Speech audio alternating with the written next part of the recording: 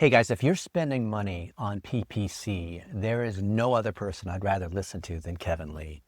Thanks, Kevin might Dennis. not remember, but I think it was 22 years ago at PubCon, or maybe it's called Webmaster World back then. And I really wanted to be able to get with Kevin because he ran DIDIT, all the stuff about PPC, he was speaking at, and I thought, well, maybe if I could just shake his hand once, the magic of Kevin Lee would, at first I thought, well, Kevin Lee, he must be Asian, right? But here he is in person, and over the last couple decades, he's not aged a year since then. Oh, thank you very much. I've learned so much from him. So my hope is that you'll also learn from Kevin as well, and not just to learn about PPC, but the deeper thing, because all the technical stuff is being done by agents and Google's AI optimization, all that kind of stuff. But what's the deeper strategy on scaling things at work, which is how I think about PPC or about business. Today we're in Las Vegas at the Wall Street conference where Kevin moderated a panel. And maybe he can share for those of us who aren't here. Why is he here? What's he learning? What's he observing? So yeah, I was actually here. Jeffrey has it moderated. I was on the panel, and we talked about the importance of content, and we're preaching to the choir here. We both are huge fans of content, but we're educating the business people in the audience about the power of content and content syndication. The fact that with GEO or generative engine optimization, you need to have a lot of consensus out there about your content, speaking to your audience and speaking to the LLMs so the LLMs can understand what your business is good at or what you're good at as an individual. Yeah. And, obviously for SEO, ever since 96 we did it, and 2 years prior to that when I started with SEO, content's been king. Yeah. But it's now completely morphed into where digital PR and social media and even branded content and influencer marketing all feeds into the LLM. Yeah. Right. And so you need to do it right, because if you don't do it right, you're invisible. And invisible is not good. One of the things that you pointed out in New York a few months ago was at Digimarcon, one of the conferences that we speak at. If you type in, you ask the LLMs, what's the world's #1 digital marketing conference or series? And whether you ask Gemini or ChatGPT or whatever, it says it's Digimarcon, even though clearly it's not the largest. You pointed that out. Tell us how's your thinking, or how does that work, and how's your thinking evolved since then on how to talk to the LLMs? Do we even need to talk to them differently? Absolutely. And LLMs learn, right? So if you sort of think about like the perfect example of LLMs learning and getting better, it's what's happened with Claude Code in the last 6 months, right? So any LLM becomes a subject matter expert on a specific topic faster when more and more people are interacting with it, right? And you had literally tens of thousands of programmers interacting with Claude Code, making it better. So it became better exponentially faster than, let's say, asking it questions about coffee cup manufacturers. Mm-hmm. But it still needs to get better on coffee cup manufacturing and suppliers and, whether it's plastic coated or not. So depending on the industry that you're in, the LLMs and the AI will learn at different rates. So as you're a content creator and as you're starting to try to think about, well, how do I influence the LLMs? You have to really think about it from that perspective is how niche do I want to go with my content, right? So for a lot of the folks that you deal with in the sort of home contracting, home repair, home services category, right?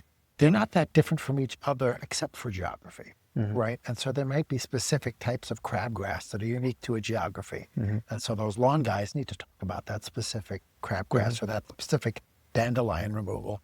And so the content strategy needs to align with what makes the business different. And that's what's going to float it up in the LLMs, because the LLMs are starting to get smart. They're realizing this person's in Maine, this person's on Long Island, this person's in Virginia, and this person's in Florida, right? So they're not going to get the same result. So how do I get ChatGPT to recommend me to be the #1 landscaper in Bloomington, Indiana, let's say? Well, ChatGPT is, again, getting much more intelligent. So you should content co-create with everybody in your community, right? And try to do that.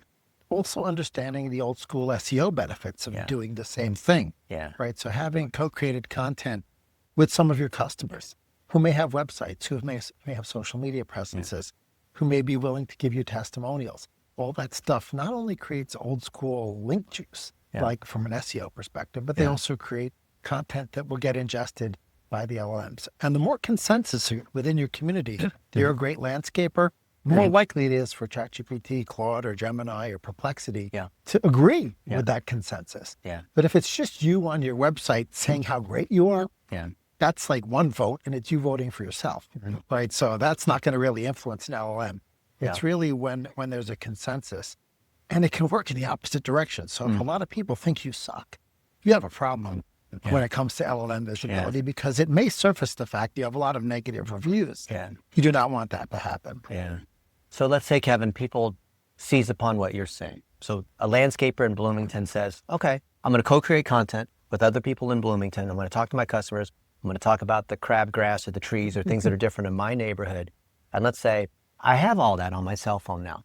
I have that in my company cam as my crews are out cutting down trees and doing hardscaping and doing all that kind of stuff.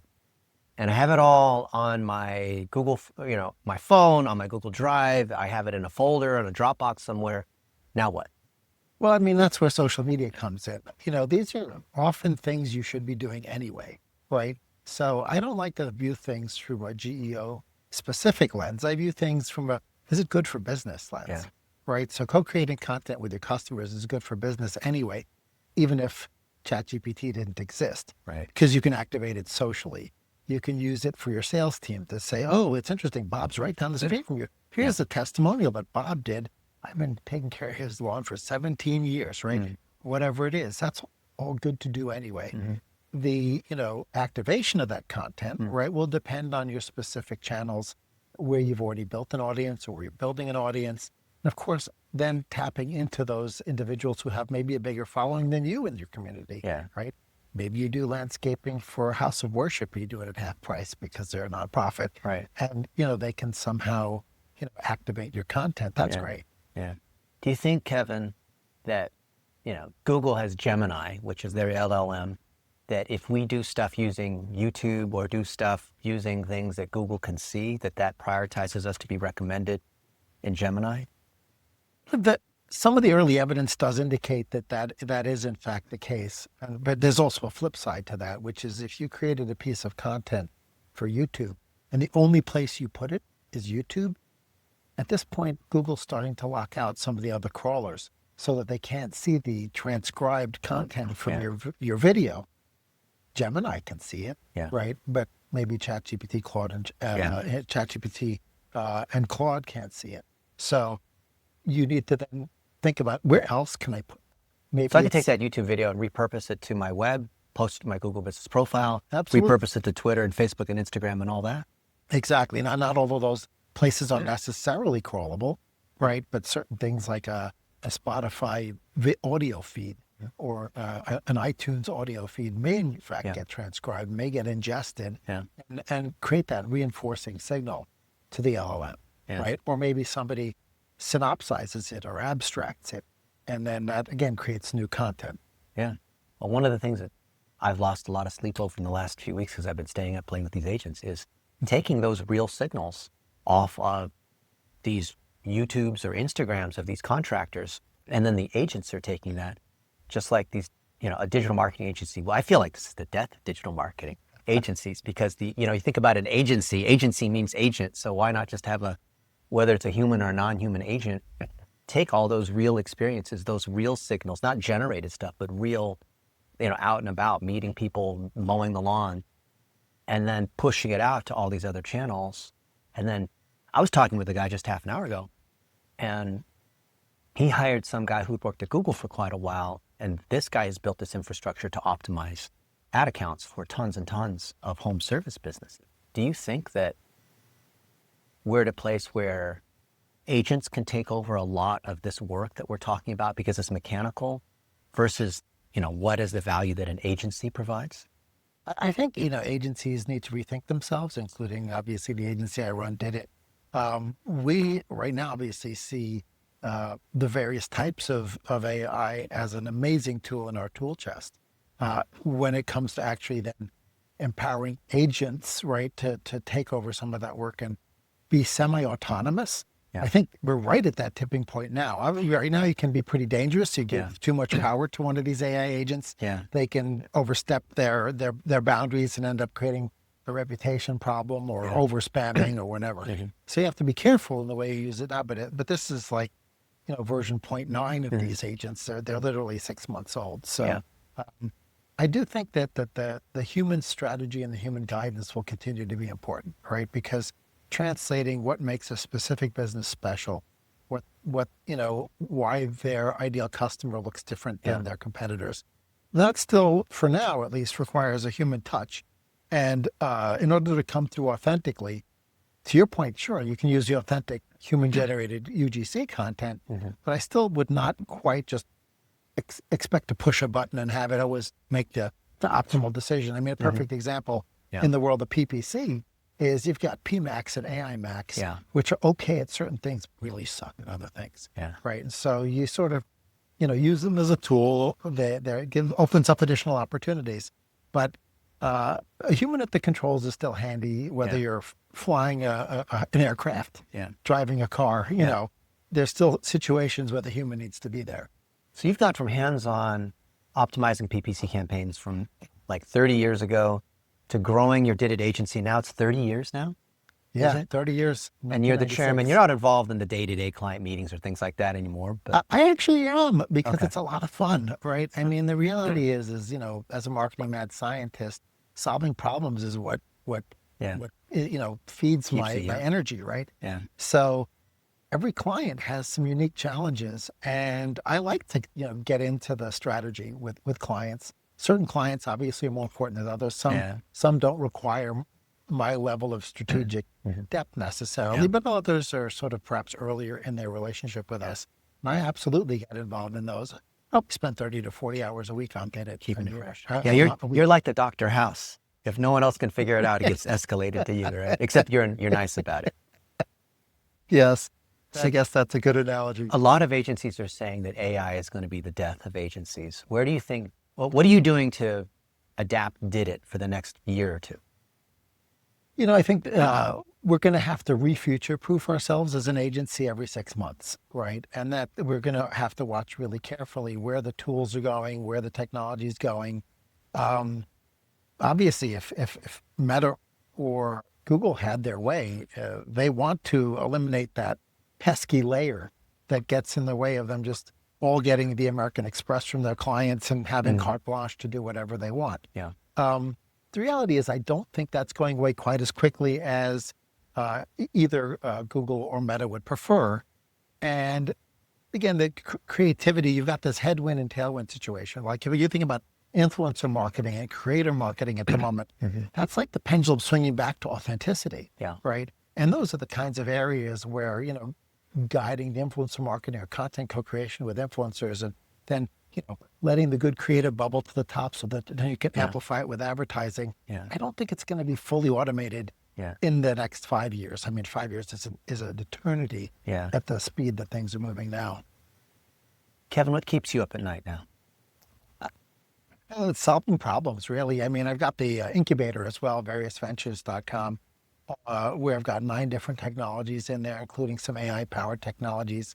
I've got visibleone.com, which helps marketers identify where their content should live for GEO, right? Because for each industry sector, for each set of competitors, where your citations are, where your quotes are, where your digital PR is, where your content should live is different, right? So in some cases, Reddit is really important. In other cases, let's say SaaS software, it's G2 and Capterra and industry trade publications.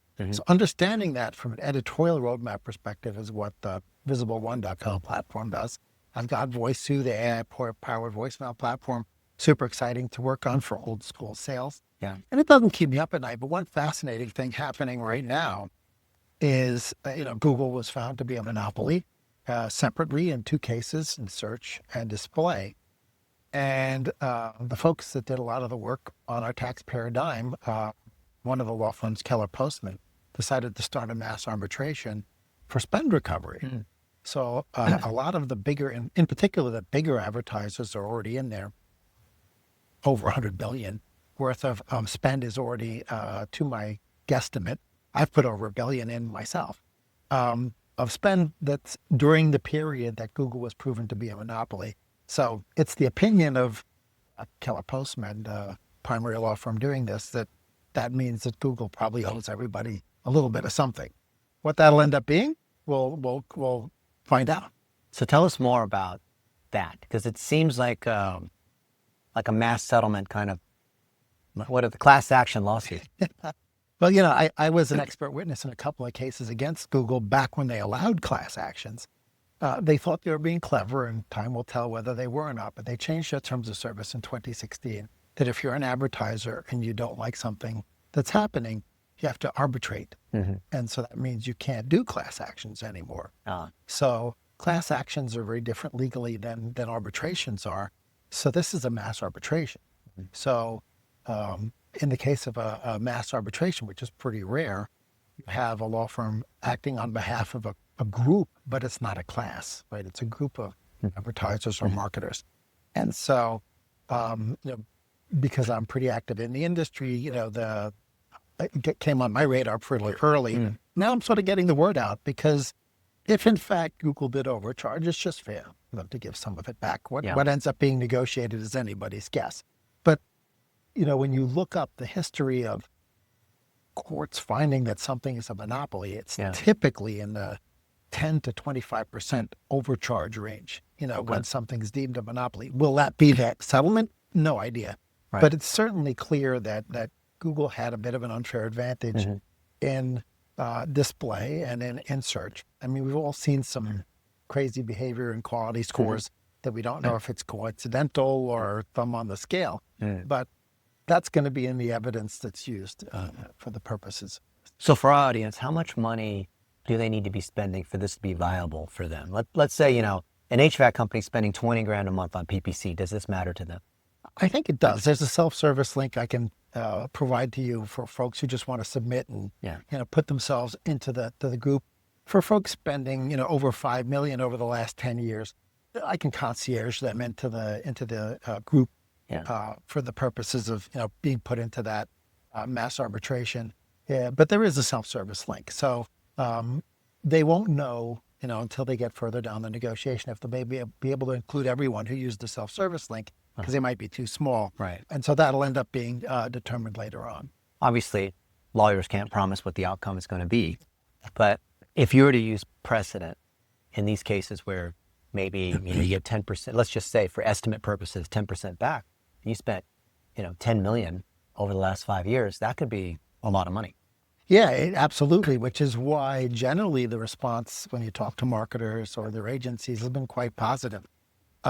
Because even if it's 3 or 4%, right? Of course, Keller Postman will take their 40%, 60% will go to the actual spender, but it's still material, right? And it's probably going to be spent immediately on media again, probably right back with Google again. So from that perspective, it'll still be a win for the marketer, right? So the marketer will be happy to redeploy those dollars.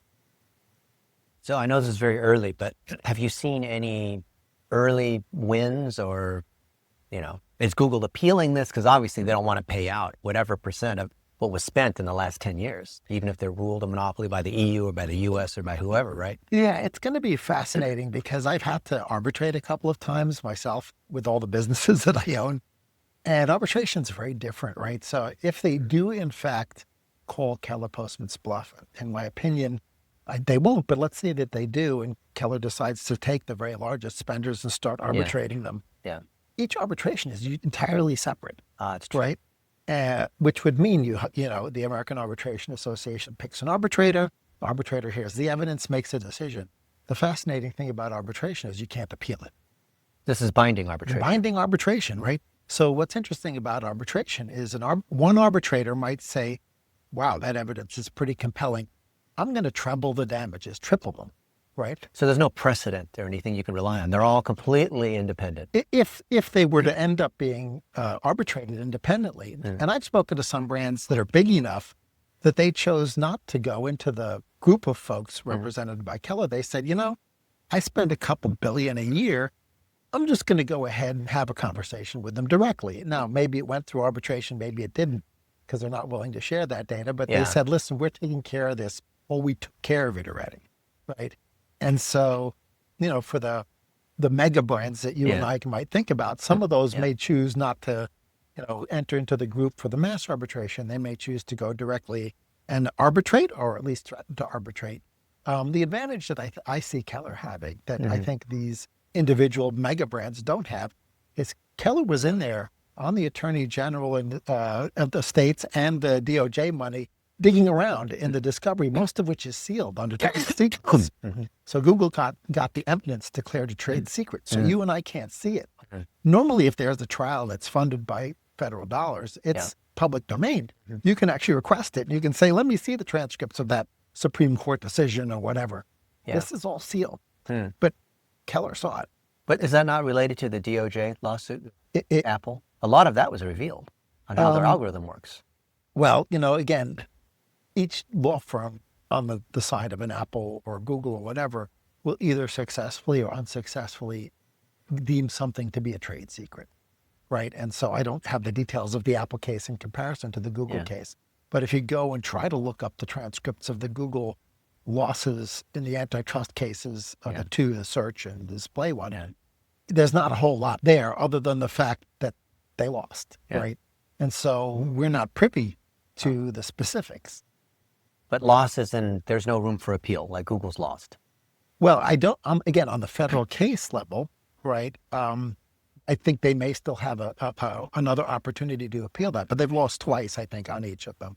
And so the evidence must have been fairly compelling for them to have lost twice. They have big legal budgets and lots of lawyers on staff and law firms. So they're going to exhaust every opportunity there. But again, from the perspective of law firms who are privy to the details, there aren't a lot of them. So from a practical standpoint, is this something that's speculative for people that spend a good amount of money on PPC? Or is this something where it's worth their time just to fill out the form or at least investigate because maybe there's money here?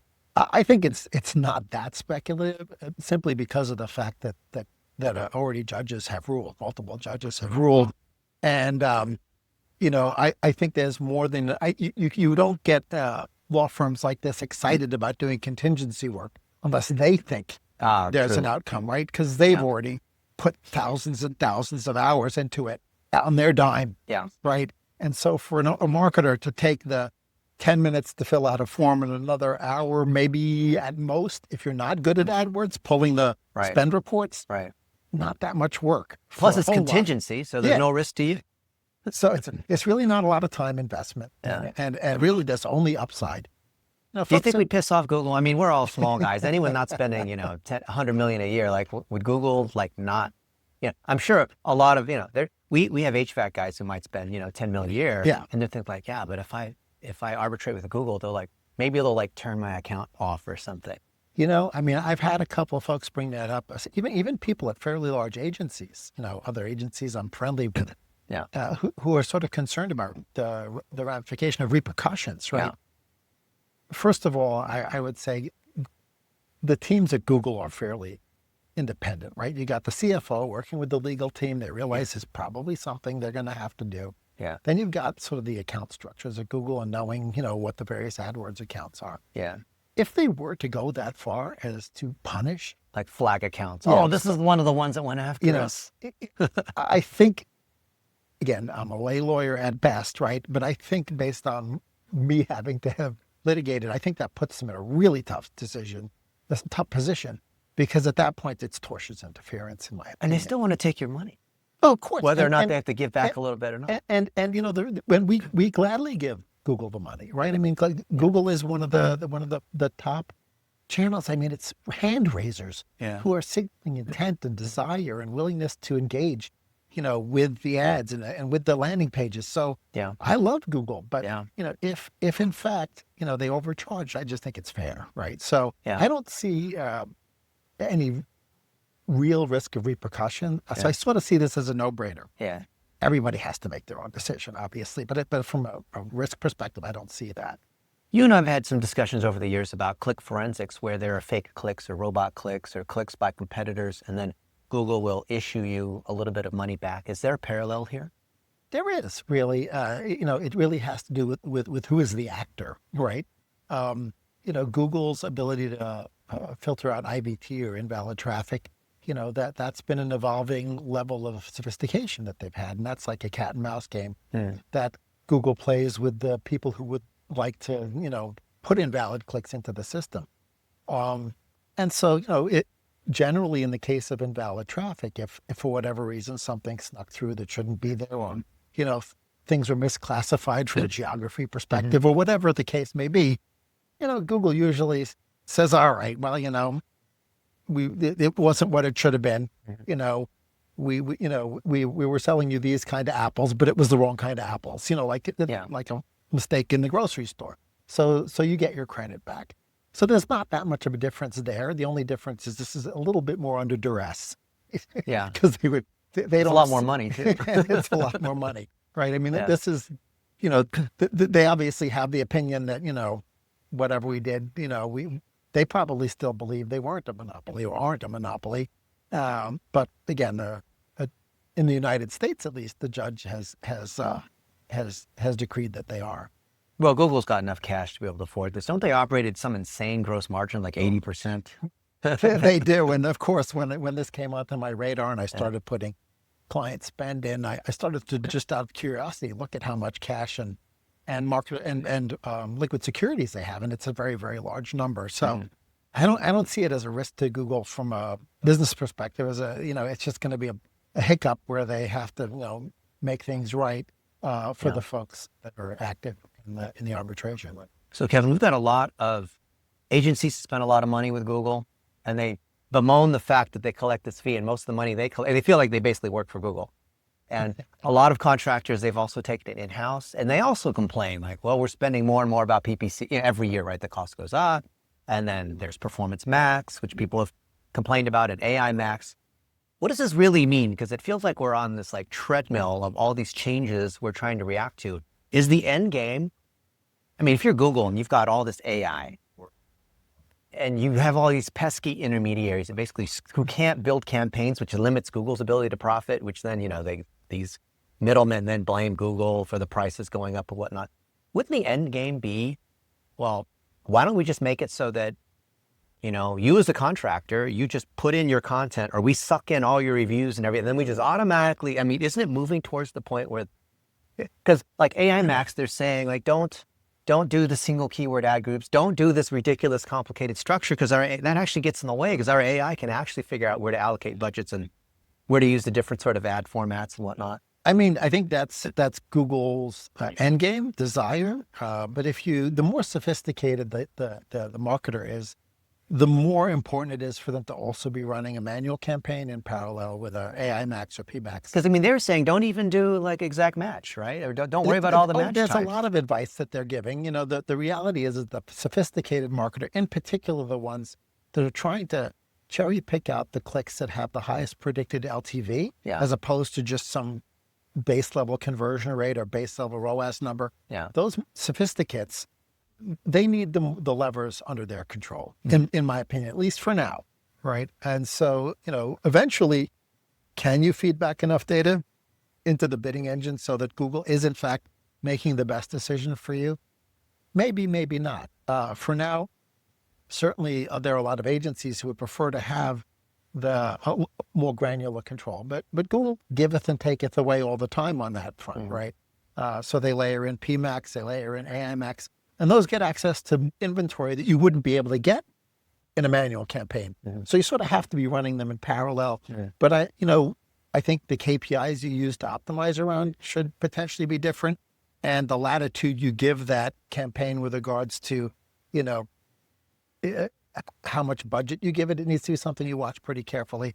I think we'll see. And in the long term, a year, 2 years down the road, or potentially faster, depending on how fast the technology evolves, we may see some improvements there to where it doesn't require as much human touch. We'll see.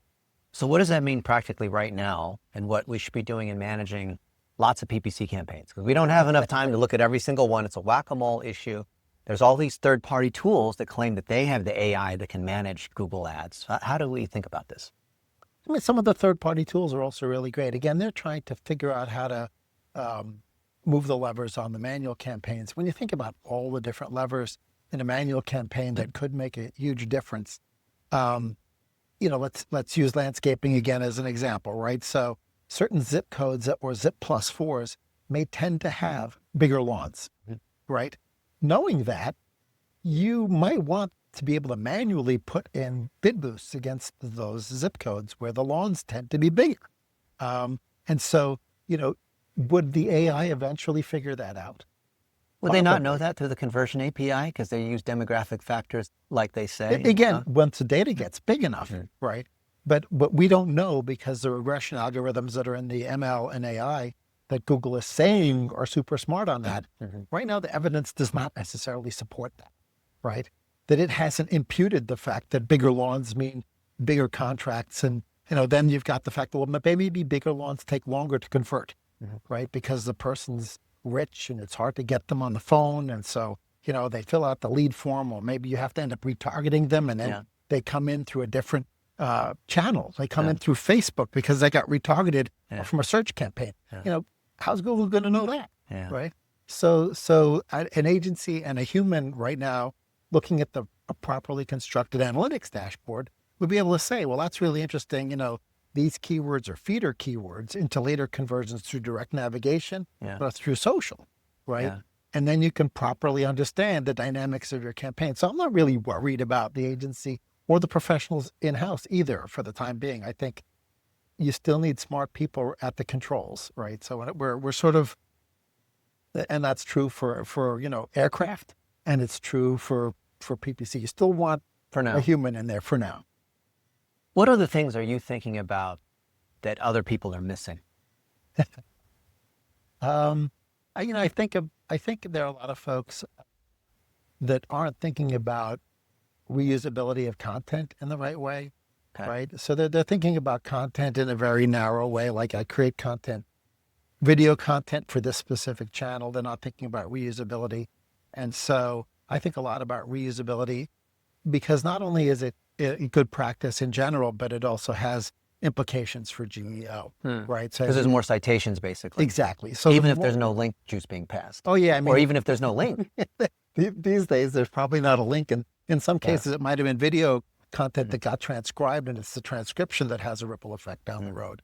So I think this idea, if you, I mentioned to somebody last week, they said, like, what predicts visibility in GEO? I said, being a good marketer, right? So it's everything that you're doing, right? Everything that you're doing has a byproduct of potentially creating more citations, more mentions, better reviews, all the things that will end up influencing your GEO visibility. So I'm trying to think, where are we going to be in 6 months and a year down the road from the perspective of some portion of somebody's target audience gravitating a little bit more towards interacting with AI. Because if you look at right now, vast majority of people still just looking at a SERP, right? They're still using Google. Maybe they're using the AI overviews. Maybe they're not. But, it's certainly not a crisis perspective, but DIDIT clients and the folks at large need to future-proof their visibility, right? So they need to start investing now in being a better business and being a better marketer, because that will pay dividends down the road. So changing topics, given the latest thing with Anthropic and the Department of War and how OpenAI has come in, but then OpenAI has been under scrutiny for their financial model that doesn't seem to make any kind of sense. Do you think this is now a Gemini kind of game, or are you spreading your bets across multiple horses? How do you think about this? Yeah, I mean, certainly from a GEO perspective, there are nuances to how the various LLMs will impute relevance of one brand over the other. And it's important to understand those nuances as you use tools, right, to know where should your content sit and where should you look for citations and quotes and such. Google does have a really interesting economic advantage, right? They were crawling it all anyway.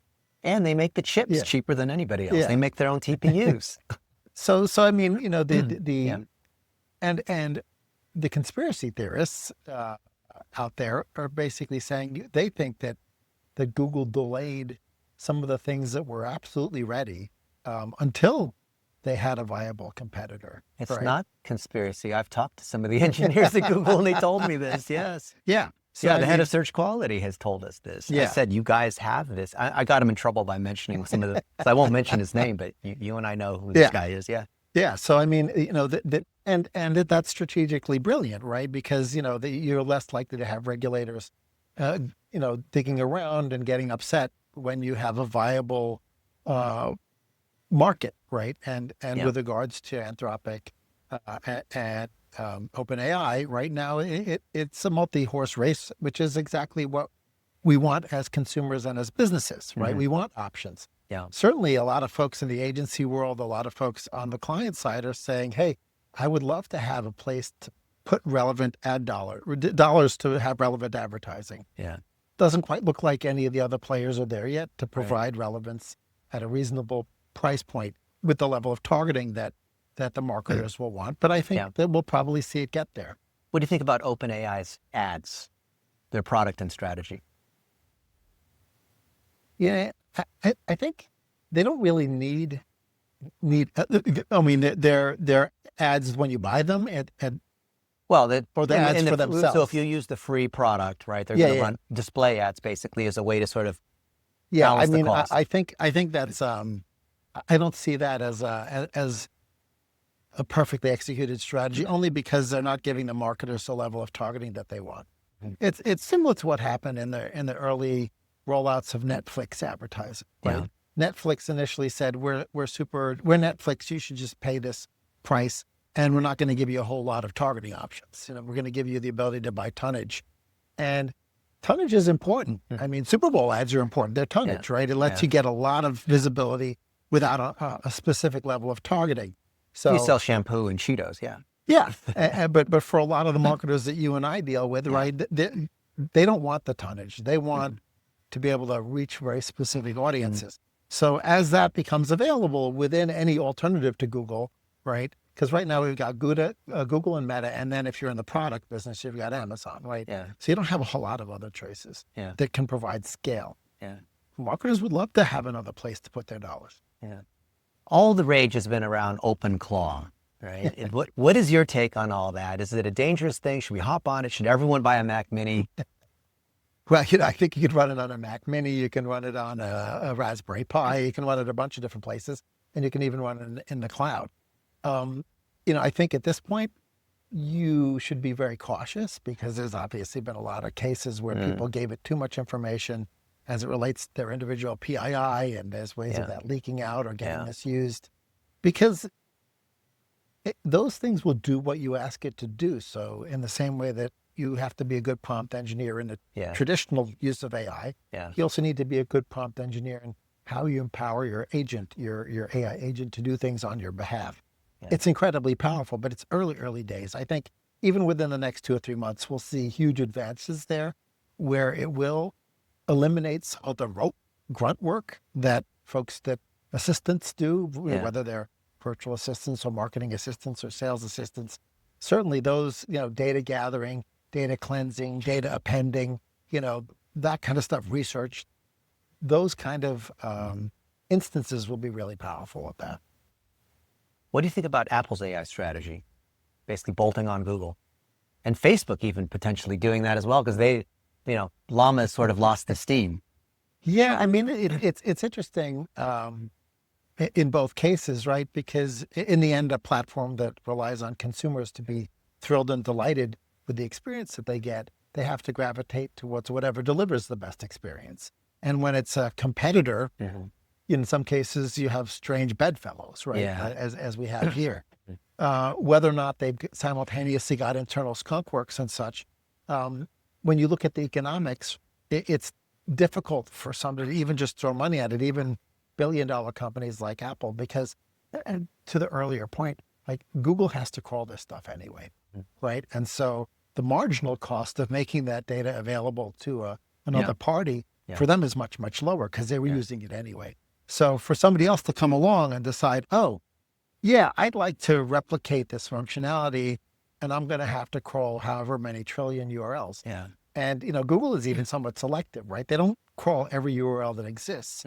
And for those of your clients and my clients who have realized that from an SEO perspective, some of them will even do pruning of pages where, like, it doesn't get traffic, it doesn't, probably not indexed. And so, anybody who follows down Google's path and says, I want to crawl the entire web and use it as a data source, it's a pretty significant investment. So for the plumbers and HVAC guys out there that don't have the time and don't have the experience like you have, and they want to start with one LLM. Which one should it be? It really, you have to try all three, right? Because it depends on your particular work style. Like, I like ChatGPT Pro, the deep research one, but that one eventually runs out of cache and you have to replenish it because it does deep research. So I have them all. And I just think you have to see what fits your work style, right? And if you're doing a lot of graphic and coding work, then Claude, right, is an obvious winner, right? If you're asking it to do more deep research, then ChatGPT is probably the better solution. I also keep Perplexity open because it's like remember the early days of search where there was meta engines, right? Yeah. Perplexity is like a meta engine, right? So that can actually end up being a really good choice. And I've been playing with Claude too, and their Pro Max, or their 20, I'm thinking iPhone Pro Max, their 20x Max account, you saw 3 days ago, actually they said on any of the plans that they're giving out double the usage outside of primary hours from 8 a.m. to 2 p.m. And other folks have been saying, this is like the Uber model where to gain market share, they're basically losing money on purpose. So last week I burned 150 million tokens in my Claude account, which if I had done that through API usage at a $25 per million output token, you do the math on that, that's thousands of dollars. Yeah. That cost me only $60. Is this a sustainable model where we're basically being able to eat at the buffet for almost free?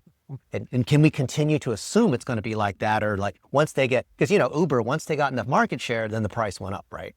Yeah. Well, the one thing that's very different in this case is they're improving efficiency on their back end significantly over time. Plus there are new chips coming out, right? So when you combine the new chips and the fact that their code is getting smarter it's a lot of times the code is being written by itself, right? It's an AI writing the code. Yeah. But when you have that ends up to some extent being a tailwind where Uber's costs don't go down over time. You still have to have a vehicle, right? Even if you replace the driver. Well, they get rid of the humans, but but you're not going to see any orders of magnitude drops in cost. But that may happen in the cases of the LLMs, right? Yeah. Because the cost drops may be almost exponential as they reach certain tipping points. Yeah. So I'm a big fan of Elon Musk, and some people might hate me because of the political ramifications of that. But I believe in his data centers in space thing. Because Jensen Huang, founder of NVIDIA, talks about the 5-layer cake. And when we talk about, it's not the computer, the models, or how smart they are, but it's actually the fundamentals of the electricity and the power and whatnot that underlie all of that. Elon said that by middle of this year, that his Grok or X.AI would be ahead of all the other models. And within 3 years, with all these data centers in space, it will just be light years ahead of everyone else, just because of the pure first principles of just having more data centers, having more compute, having more power, which then you can run whatever model and whatever applications on top of that. What do you make of that? I mean, Elon's obviously brilliant, and as with many brilliant people, there may be some crazy elements to his brilliance. For the data center in space thing, having the deep thinking occur in that data center, and of course, only streaming back via satellite the answer that you wanted or the answers that you wanted. That does make sense. The part of that I hadn't dug into his strategy necessarily, but the part of that I'm wondering is how do you get rid of the heat, right? In the land, you can lots of ways you can get rid of the heat from compute. He talks about that, right? Actually. Because on one side you have the sun 24 hours a day, on the other side you have 0 Kelvin space, and then it radiates out. There's a way to radiate the heat. People have asked him that question a lot. Because that's the number one cost in data centers, the heat dissipation. Yeah, for sure. Yeah. So and again, maybe he solved that as well. So it does absolutely make sense that if you have to sit data centers somewhere, that's a good place to put them. If you're not going to orbit them, if you went all the way to the moon, it happens to always face the sun on the same side. So that'd be another interesting place. But now you got to have a lot stronger radio waves. Yeah. So. Kevin, who are the people that you follow in AI and SEO and digital and tech and so forth? Because I always like to learn from the people that they learn from. To some extent, I let my community curate for me, right? Because I think everyone has their little independent areas of sort of brilliant epiphanies, and often those things bubble up in social. And so just paying attention to our community and social, you end up with some fascinating learnings. I mean, I just had a conversation with Brett Tabke from PubCon, which he bought Webmaster World back, but PubCon was remains his conference. And, a lot of us who've been around a long time, I think we're able to sort of combine our wisdom with having seen earlier iterations, right, of things that might be new to a different generation. So I love following those people. And then there are some brilliant new, folks fresh out of college that are also ideating in areas that are super fascinating. So Kevin, if we were to have this conversation in 2 years from now, what would we be talking about? I think we would be talking probably about the Google settlement for the mass arbitration for ad spend recovery to see what happened. But I think we'd also be talking about the speed at which things changed, because I think that's one thing that's clear is things are changing at a much more exponential rate than we anticipated.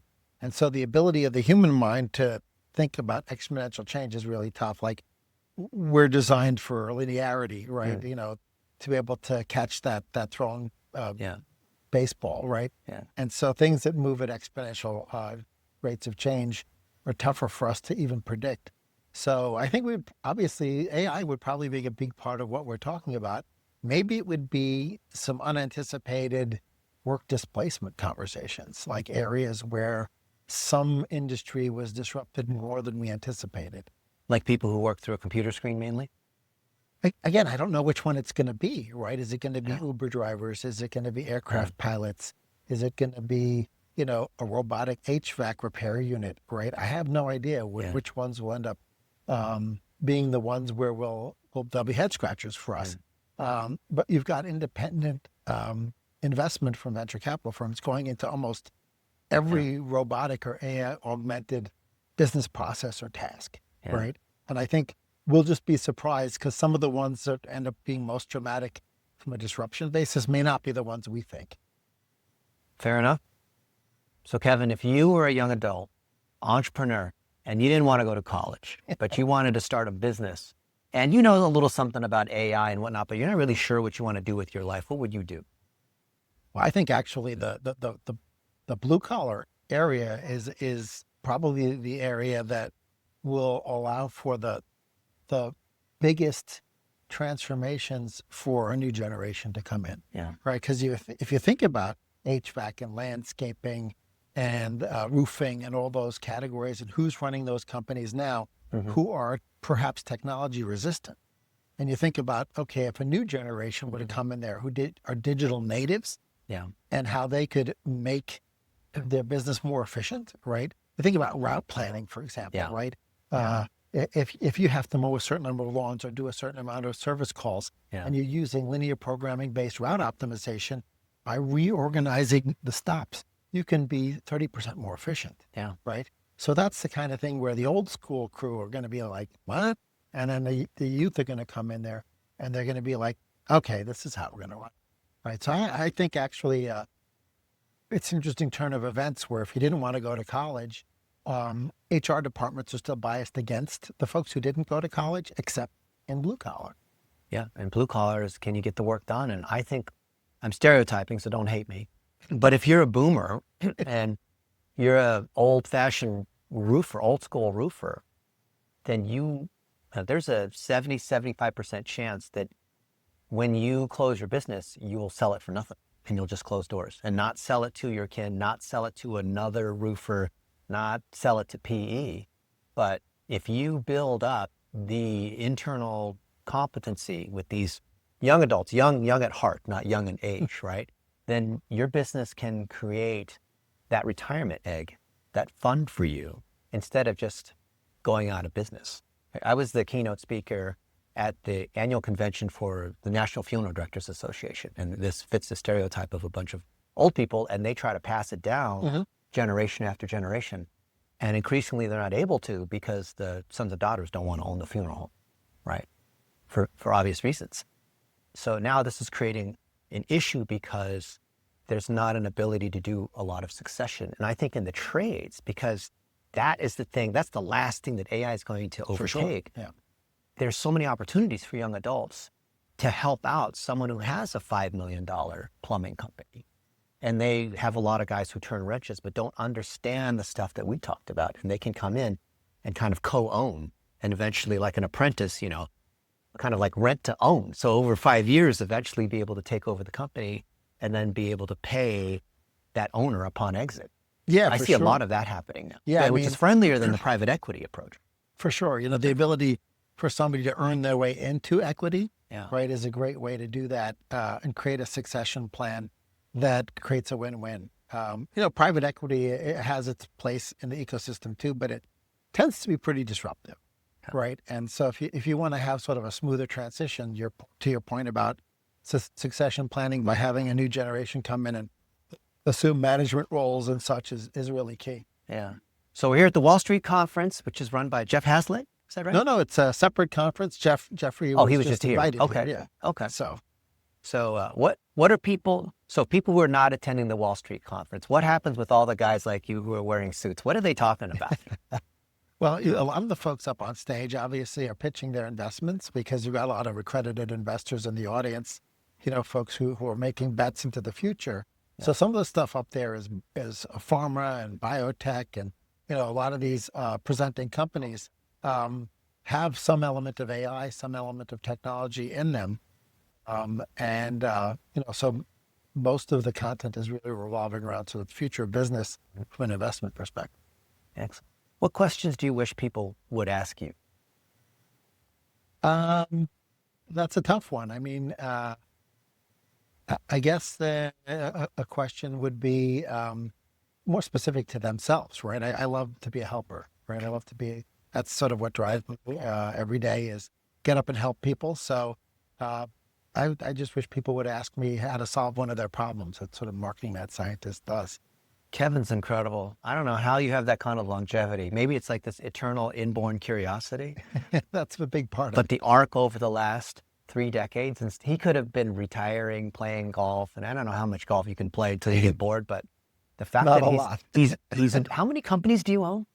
Well, I guess we're involved in, have equity in? Yeah, I mean, there's sort of, you know, DIDIT and Truth Nutrition and the E-Marketing Association.